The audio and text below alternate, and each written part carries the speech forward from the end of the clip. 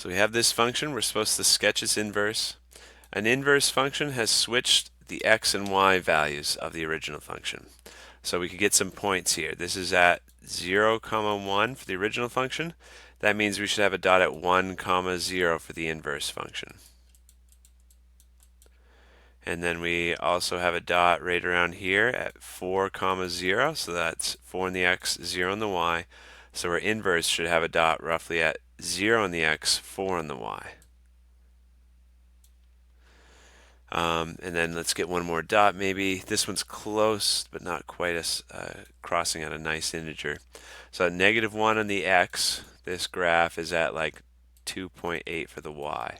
That means we should have a dot at 2.8 for the x, -1 for the y for the inverse. So 2.8, we're making a sketch, so it's roughly around here, but -1 is down here. And then we can now make the curve going through those 2 points. Okay, because the graph of an inverse should be a mirror image about this dotted line. So if you were to graph our inverse on top, it does kind of make a mirror image where it dips below, it crosses, wait, where does it cross? Yeah, it should cross right there, and then it goes back up like this. So that is making a mirror image on both sides of that dot of the y equals x line. But the firm way of doing it, getting some data points, that's the way students usually like to see it happen.